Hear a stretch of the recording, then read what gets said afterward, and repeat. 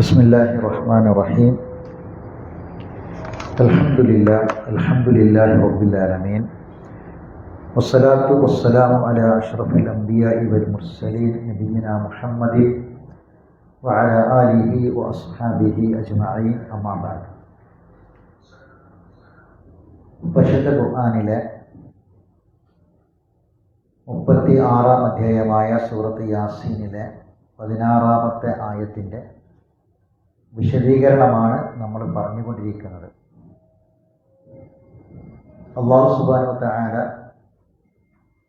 ഒരു നാട്ടിലേക്ക് നിയോഗിച്ച മുർസലീങ്ങളുടെ കഥയാണ് നമ്മൾ പഠിക്കുന്ന ആയത്തുകളിൽ അല്ലാഹു സൂചിപ്പിക്കുന്നത്. ഒരു കഥ പറയുമ്പോൾ, ഒരു ചരിത്രം ഖുർആൻ പറയുമ്പോൾ അതിൽ ഒരുപാട് പാഠങ്ങൾ നമുക്ക് പഠിക്കാനുണ്ട്. കേവലം ഒരു ചരിത്ര സംഭവം പറയുക എന്നതല്ല, മറിച്ച് അതിലുപരിയായി നമുക്ക് ഒരുപാട് പാഠങ്ങൾ ഇതിൽ പഠിക്കാനുണ്ട് എന്നതാണ്.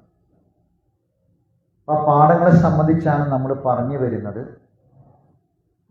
കഴിഞ്ഞ ക്ലാസ്സിൽ വമാ അലൈനാ ഇല്ലൽ ബലാഗുൽ മുബീൻ, അത് ആ മുർസലീങ്ങൾ പറഞ്ഞൊരു വാക്കാണ്. ഞങ്ങളെ മേൽ വ്യക്തമായ എത്തിച്ചു തരലല്ലാതെ ബാധ്യതയില്ല എന്ന് അവർ പറഞ്ഞു. അപ്പോൾ ആ ബലാഗുൽ മുബീനിനെ സംബന്ധിച്ചാണ് നമ്മൾ പറഞ്ഞു വന്നത്. ഞാൻ ഈ ക്ലാസ്സോട് കൂടി അതിൻ്റെ ഒരു വിശദീകരണം അവസാനിപ്പിക്കുകയാണ്. ഞാൻ നിങ്ങൾക്ക് ഒരു വർക്ക് തരികയാണ്. അപ്പം നിങ്ങൾ ആ വർക്കൊന്ന് ചെയ്യണം. ഞാൻ ആയത്ത് നമ്പറുകൾ പറയാം, അതൊന്ന് എഴുതി വെക്കുക. എല്ലാവരും പറയുന്ന ആയത്ത് നമ്പറുകൾ നോട്ട് ചെയ്യാം.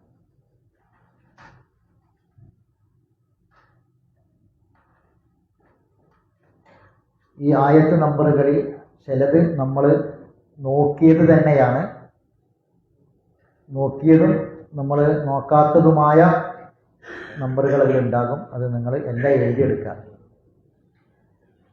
6-ൽ 19, 6-ൽ 19, 5-ൽ 67, 68, 14-ൽ 52, 72-ൽ 23, 72-ൽ 23, 7-ൽ 79, 93, 7-ൽ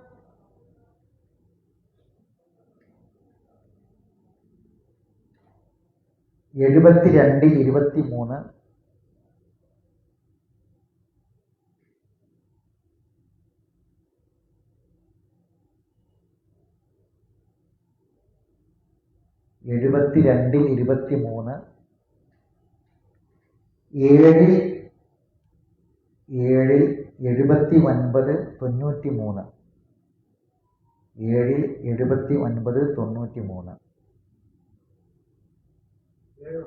93, 7-ൽ 79, 93, ഏഴാമത്തെ സൂറത്തിൽ അല്ലല്ല, 79, 93, 2 ആയത്തെ.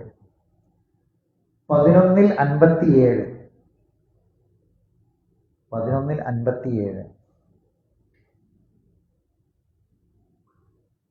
72-ൽ 28, 72-ൽ 28, 3-ൽ 20, 3-ൽ 20,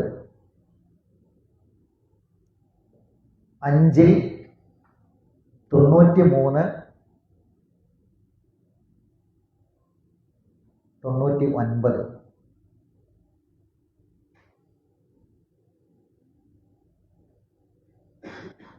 92 ആട്ടോ, 93 അല്ല. 5-ൽ 92-ഉം 99-ഉം, 92, 99. 13-ൽ 40, 13-ൽ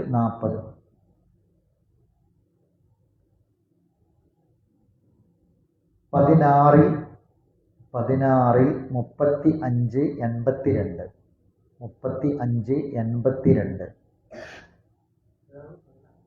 16-ൽ 35, 82, 24-ൽ 54, 24-ൽ 54, 5-4,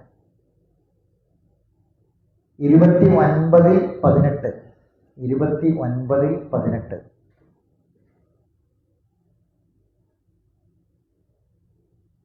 42-ൽ 48,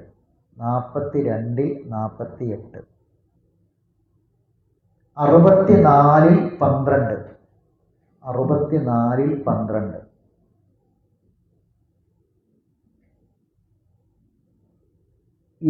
12, 21-ൽ 102, 21-ൽ 102.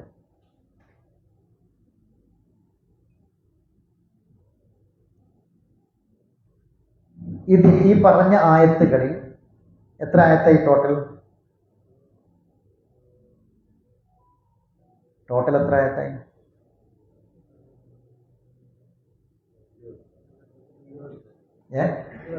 20. ഇതിൽ 7 സ്ഥലത്ത് ബലാഗുൽ മുബീൻ എന്ന് തന്നെ പറയുന്നുണ്ട്. ഇതിൽ 7 സ്ഥലത്ത് ബലാഗുൽ മുബീൻ എന്ന് പറയുന്നുണ്ട്. അത് നിങ്ങൾ ഏതൊക്കെ സ്ഥലമാണെന്നുള്ളത് ഇൻഷാ അല്ലാഹ് അടുത്ത ഞായറാഴ്ച ക്ലാസ് ഉണ്ട്. അടുത്ത ഞായറാഴ്ചയും ക്ലാസ് ഉണ്ട്. നമ്മൾ സാധാരണ ഒന്നിടവിട്ടാണ് ഉണ്ടാവല്. അപ്പം കഴിഞ്ഞ ആഴ്ചയിലെ ക്ലാസ്സാണ് ഇന്ന് നടക്കുന്നത്. അപ്പോൾ അടുത്ത ആഴ്ചയിലെ ക്ലാസ് അടുത്ത ആഴ്ച നടക്കും. അപ്പോൾ നിങ്ങൾ ഒഴിവ് പോലെ ഒന്ന് നോക്കി വരിക. ഇതിൽ 7 സ്ഥലത്ത് ബലാഗുൽ മുബീൻ ഉണ്ട്. അവിടെ എന്താണ് പറഞ്ഞ സബ്ജക്റ്റ്, എന്താണ് വിഷയം എന്നുകൂടി ഒന്ന് നോക്കിയിട്ട് വരിക. ഈ പറഞ്ഞ 20-ൽ 7 സ്ഥലം ബലാഗുൽ മുബീൻ. ഞാൻ അത് ഇനി നിങ്ങൾക്ക് കുറച്ച് പഠിക്കാൻ വേണ്ടിയിട്ട് നിങ്ങൾക്ക് വിട്ടുതരികയാണ്. കാരണം ഈ ബലാഗുൽ മുബീൻ നമ്മളിങ്ങനെ ഈ ആയത്തുകൾ മുഴുവനും പറഞ്ഞു പോകുമ്പോൾ സ്വാഭാവികമായിട്ട് ഒരുപാട് കാലതാമസം പിടിക്കും. അപ്പോൾ അതുകൊണ്ട് കുറച്ച് നിങ്ങളത് നോക്കിയിട്ട് പറയുക. പിന്നെ നമ്മളെ ആഴ്ചയിൽ എല്ലാ തിങ്കളാഴ്ചയും നമ്മളെ ഈ ഇതിലുള്ള ആളുകൾ ഒരു സെലക്ട് ചെയ്ത സൂറത്തുകൾ പഠിപ്പിക്കുന്നുണ്ട്. അപ്പോൾ എല്ലാവരും ഗ്രൂപ്പിൽ സജീവമാകണം. ഇതിലില്ലാത്ത ആൾക്കാർ ആരെങ്കിലും ഉണ്ടെങ്കിൽ അവരെ കയ്യിൽ ചേരുക. എന്നിട്ട് ആർക്കൊക്കെ ഒരു 5 മിനിറ്റ് സമയം ഏതെങ്കിലും ഒരു ആയത്തിനെ പറ്റി പറയാൻ പറ്റുമോ അവർക്കൊക്കെയും സംസാരിക്കാം. അപ്പോൾ ആ കാര്യം കൂടി ഒന്ന് ശ്രദ്ധിക്കുക. അടുത്ത ആഴ്ച വരുമ്പോൾ നിങ്ങൾ ഇതൊന്ന് നോക്കിയിട്ട് ബലാഗുൽ മുബീൻ എവിടെയൊക്കെ പറഞ്ഞത് എന്നുള്ളത് നോക്കിയിട്ടൊന്ന് വരികയും ചെയ്യാം ഇൻഷാ അല്ലാഹ്. അപ്പം അതിനുവേണ്ടി കുറച്ച് സമയം ഒന്ന് മാറ്റി വെക്കുക. ഇനി നമ്മൾ പുതിയ ആയത്തിലേക്ക് കടക്കുകയാണ്. 17-ാമത്തെ ആയത്തിലേക്ക് നമ്മൾ പ്രവേശിക്കുകയാണ്. 18-ാമത്തെ ആയത്ത്. 16-ഉം 17-ഉം വമാ അലൈനാ ഇല്ലൽ റബ്ബുനാ യഅലമു ഇന്നാ ഇലൈക്കും ലമുർസലൂൻ വമാ അലൈനാ ഇല്ലൽ ബലാഗുൽ മുബീൻ. അത് നമ്മൾ പഠിച്ചത്. ഇനി 18-ാമത്തെ ആയത്ത്. അപ്പോൾ എല്ലാവരും ഖുർആൻ മറിക്കുക, ഖുർആനിൽ ശ്രദ്ധിച്ചിരിക്കുക. 18-ാമത്തെ ആയത്ത് നോക്കുക. ഞാൻ ആദ്യം ഇതിൻ്റെ നമ്മൾ അറിയേണ്ട നിയമങ്ങളൊന്ന് പറയാം, ശ്രദ്ധിക്കാം. ഖാലു ഇന്ന തതയ്യർനാ ബിക്കും. അവിടെ ഖാലു എന്നുള്ളിടത്തിൽ അല്പം നീട്ടണം, മദ്ദുണ്ട്. ഇന്ന എന്നുള്ളിടത്ത് ശ്രദ്ധയുള്ള ന്യൂനാണ്. അതിന് ഉന്നത്ത് കൊടുക്കണം, മണിക്കണം. ഖാലു ഇന്നാ തതയ്യർനാ ബിക്കും. അങ്ങനെയാണ്. ഖാലു ഇന്നാ തതയ്യർനാ ബിക്കും.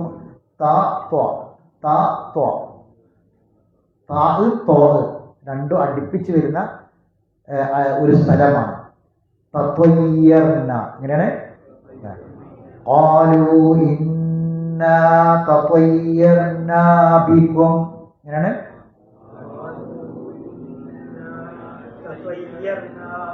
അവിടെ സ്വാദിലാമ് കാണാം മേലെ. അവിടെ 2 രൂപത്തിൽ, ഒന്ന് ചേർത്തി ഓതാം, നിർത്തുകയും ചെയ്യാം. ചേർത്തി ഓതലാണ് നല്ലത്. ചേർത്തി ഓതാം, നിർത്തുകയും ചെയ്യാം. ചേർത്തി ഓതലാണ് നല്ലത്. അതാണ് സ്വാദിലാം എന്ന് പറഞ്ഞത്. ലഇല്ലം തൻതഹൂ ലനർജുമന്നകും.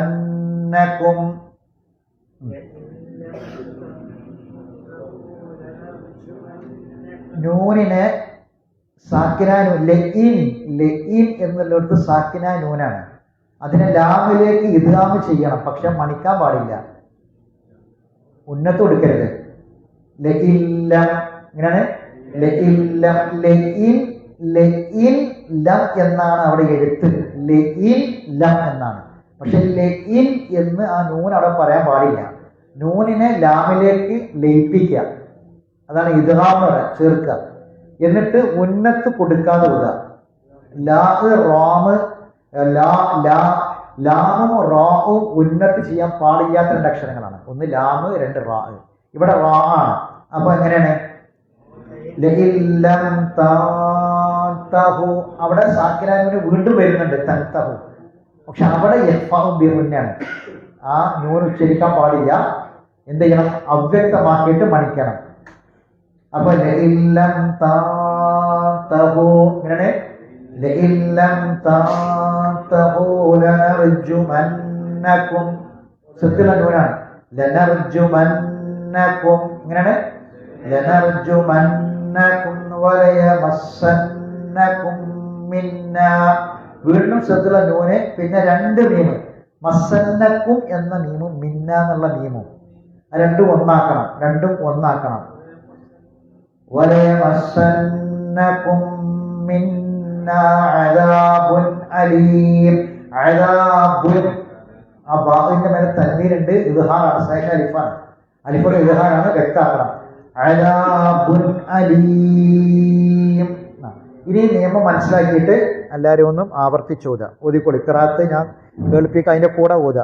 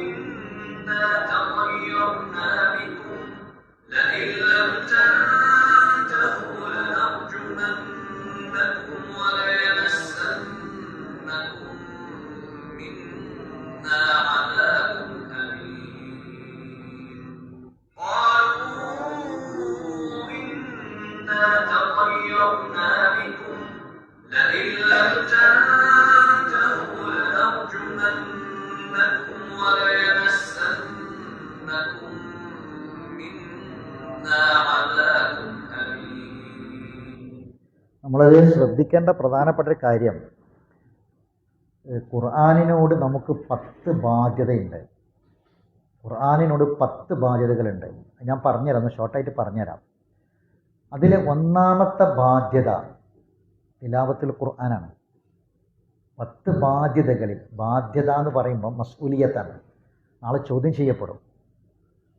നമ്മൾ കടപ്പാടുകളും ബാധ്യതകളും ഒക്കെ മനസ്സിലാക്കിയവരും അത് മനസ്സിലാക്കാനുള്ള താല്പര്യം എന്താണെന്ന് ചോദിച്ചാൽ അത് നാളെ ചോദ്യം ചെയ്യപ്പെടുന്ന കാര്യമാണ്. അത് വീട്ടണം എന്നുള്ളതുകൊണ്ടാണ്.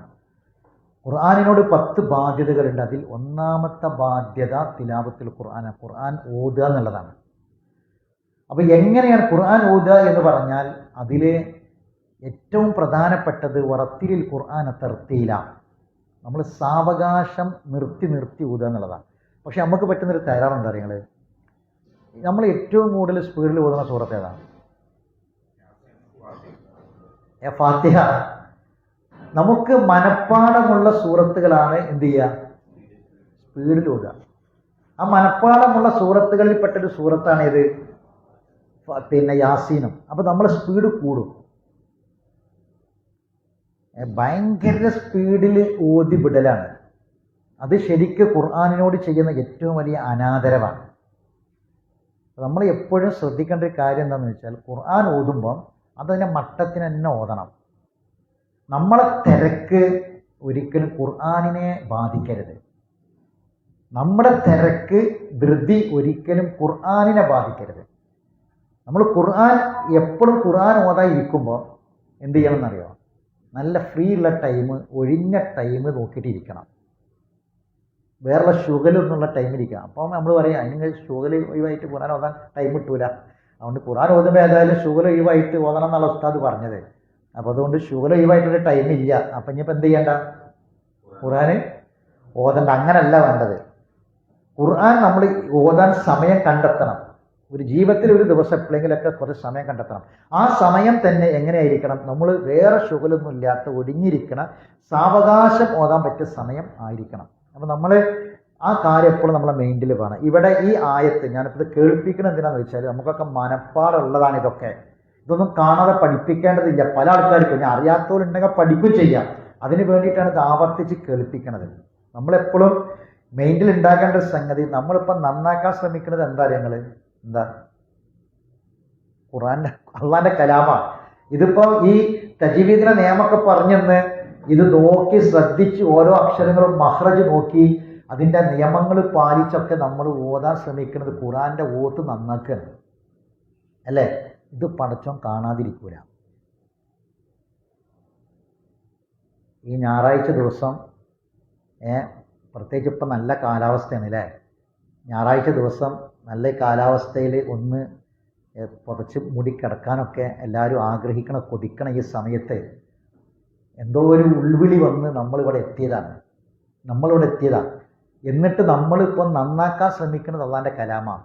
ഞായറാഴ്ച രാവിലെ ശനിയാഴ്ചയും തിങ്കളാഴ്ച ഇല്ലാത്തതിനേക്കാൾ ആൾക്കാർ കൂട്ടുമലുണ്ട്. കുറേ ആൾക്കാർ തടി നന്നാക്കാൻ വേണ്ടി നടക്കുന്നവരുണ്ട്.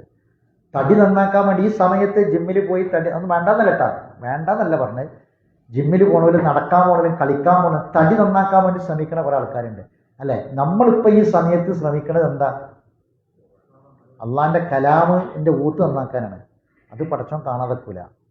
അതിന് ഇരട്ടി പ്രതിഫലമാണ്. നമ്മൾ തീരെ അറിയാത്ത ആൾക്കാരാണെങ്കിൽ ശ്രമിച്ച് അത് കുറച്ച് ത്യാഗം സഹിച്ച് നമ്മളത് പഠിക്കാൻ ശ്രമിക്കുക. അതിനനുസരിച്ച് പ്രതിഫലം നമുക്ക് കൂടുകയാണ്.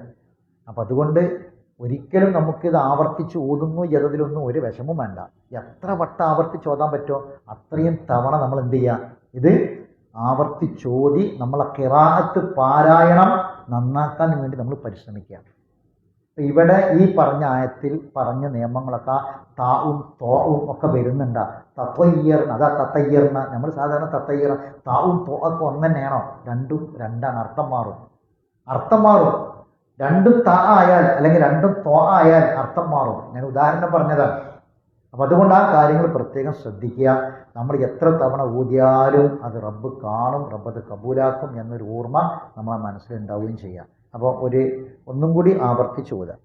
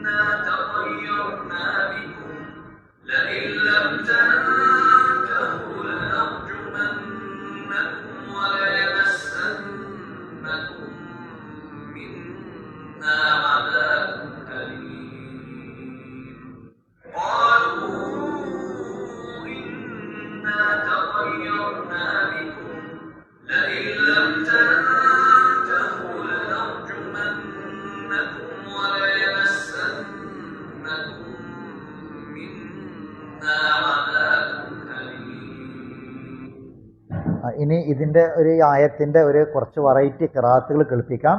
ആ ഖിറാഅത്ത് കേൾക്കും ചെയ്യാം, അതിൻ്റെ കൂടെ ഓതും ചെയ്യാം.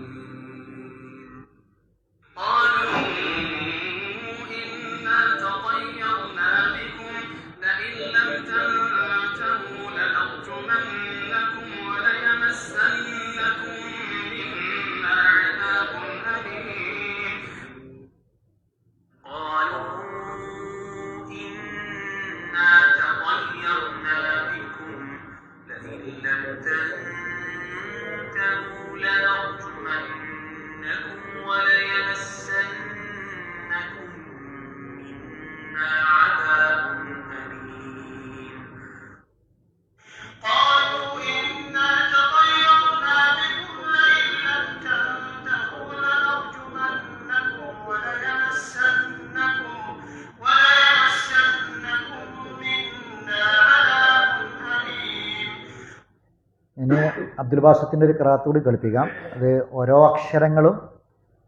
അക്ഷരങ്ങളിലും നമ്മൾ ശ്രദ്ധിക്കുക, ഖുർആനിൽ നോക്കുക. ഓരോ അക്ഷരങ്ങളുടെയും മഖ്റജ് വേറെ വേറെ തന്നെ എടുത്ത് വളരെ സാവകാശം ഓതുന്ന ഖിറാഅത്താണ്. അതും കൂടി കേൾക്കുക. അതോടുകൂടി നമ്മളെ ഖിറാഅത്ത് ശരിയാവണം, അക്ഷരങ്ങളുടെ മഖ്റജുകളൊക്കെ ശരിയാവണം.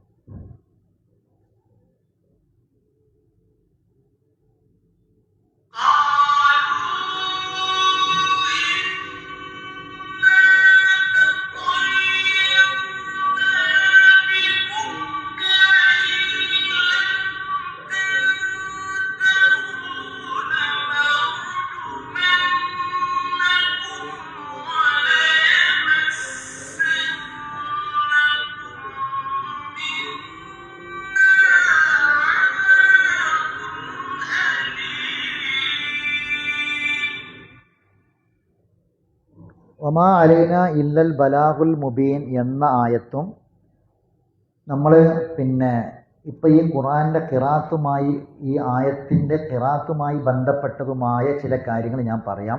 അപ്പം നിങ്ങളെല്ലാവരും നോട്ട് ചെയ്യാം.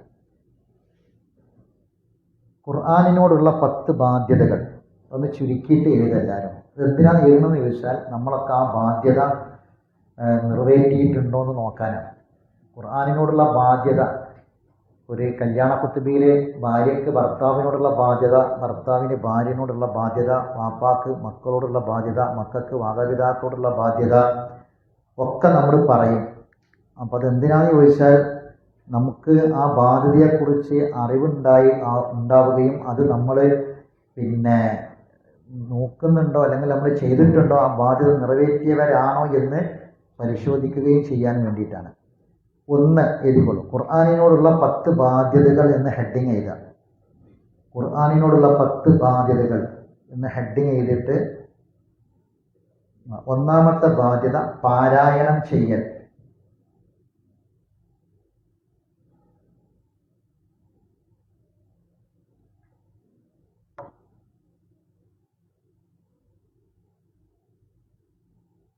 എഴുപത്തിമൂന്നിൽ 3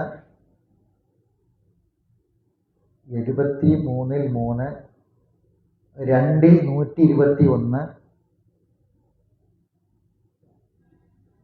35 29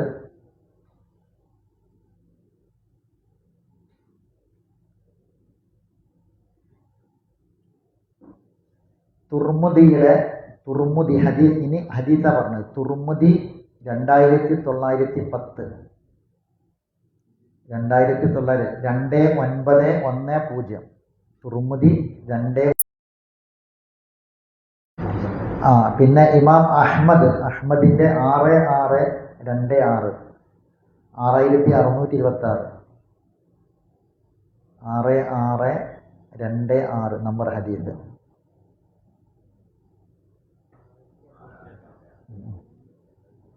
ഇതെന്തിനാ പറഞ്ഞു ഞാനേ ശ്രദ്ധിക്കുക, ഖുർആനിനോടുള്ള ബാധ്യത എന്താണ് എന്ന് ഖുർആൻ അറിയില്ല. അപ്പോൾ കഴിഞ്ഞ ദിവസം നിങ്ങൾ ശ്രദ്ധിച്ചിട്ടുണ്ടാവും, സോഷ്യൽ മീഡിയയിലൊക്കെ വ്യാപകമായി വന്നാണ്.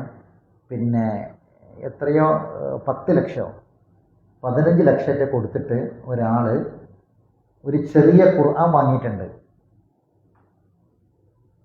വേറെ ഒരാൾ ഏകദേശം 1 കോടി രൂപയുടെ അടുത്ത് കൊടുത്തിട്ട് ഖുർആനിൻ്റെ ഒരു 3 പേജ് സ്വർണ്ണലിപികളിൽ എഴുതിയ സ്വർണ്ണലിപിയിൽ എഴുതിയ ഖുർആന്റെ 3 പേജ് അയാൾ വാങ്ങിക്കണം.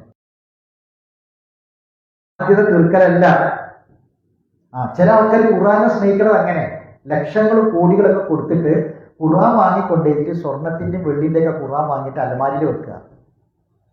ഖുർആനിനോടുള്ള ഒന്നാമത്തെ ബാധ്യത ഖുർആൻ ഓതണം. എത്ര തവണ നമ്മൾ ഖത്മ് തീർത്തിട്ടുണ്ട്, ഖുർആൻ മുഴുവനായിട്ട് ഓതിയിട്ടുണ്ട്. ഒന്നാമത്തെ കാര്യം. രണ്ടാമത്തെ കാര്യം, ഓത്ത് ഈ ആയത്തിലൊക്കെ നിങ്ങൾ നോക്കിയാൽ കാണുന്ന സംഗതി എന്താണെന്നറിയോ? എങ്ങനെയാണോ ജിബ്രീൽ അലൈഹിസ്സലാത്തു വസ്സലാം ഓതി തന്നത് ആ നിയമങ്ങൾ പാലിച്ച് ഓതണം. രണ്ട്, തിജാറത്തല്ല തബു, ഒരിക്കലും നഷ്ടം വരാത്ത കച്ചവടമാണ് ഇന്നല്ലതിന് യത്ലൂന കിതാബല്ലാഹ്, അള്ളാന്റെ കിതാബ് പാരായണം ചെയ്യുക എന്ന് പറയുന്ന കച്ചവടം ഒരിക്കലും തിജാറത്ത്, അതൊരു കച്ചവടം. ഖുർആൻ പറയാം തിജാറത്തല്ല തബു, നഷ്ടം വരാത്ത കച്ചവടമാണ്. നിങ്ങൾ പല കച്ചവടം നടത്തിയിട്ടുണ്ടാവും, നഷ്ടം വരാൻ സാധ്യതകളും വന്നതൊക്കെ ഉണ്ടാവും. ഒരിക്കലും നഷ്ടം വരാത്ത കച്ചവടം എന്നാണ് ഖുർആൻ പാരായണത്തെക്കുറിച്ച് അള്ളാഹു സുബ്ഹാനഹു വ തആല പറഞ്ഞത്. അപ്പൊ ഖുർആനിനോടുള്ള ഒന്നാമത്തെ ബാധ്യത എന്താണ്? തിലാവത്താണ്. ആ തിലാവത്തിന്റെ രണ്ട് കാര്യം ഓർത്തു വെക്കണം. ഒന്ന്, നിയമം അറിഞ്ഞ് ഹക്ക തിലാവത്തായിരിക്കണം. രണ്ടാമത്തത്, നമ്മൾ ഈ ഖുർആനിൽ ഇതുവരെ നമ്മളെ നാവ് ചലിപ്പിക്കാതെ, നമ്മളെ കണ്ണ് കാണാതെ പോയ ഏതെങ്കിലും ഒരു ഭാഗം ഉണ്ടോയെന്ന് ശ്രദ്ധിക്കാതെ പോയ, നമ്മളെ ചുണ്ടും നാവും സാക്ഷിയാകാത്ത ഏതെങ്കിലും ഒരു പേജ്, ഏതെങ്കിലും ഒരു അധ്യായം ചോദ്യം ചെയ്യും. അത് എവിടുന്ന് തുടങ്ങുന്ന നിങ്ങള്?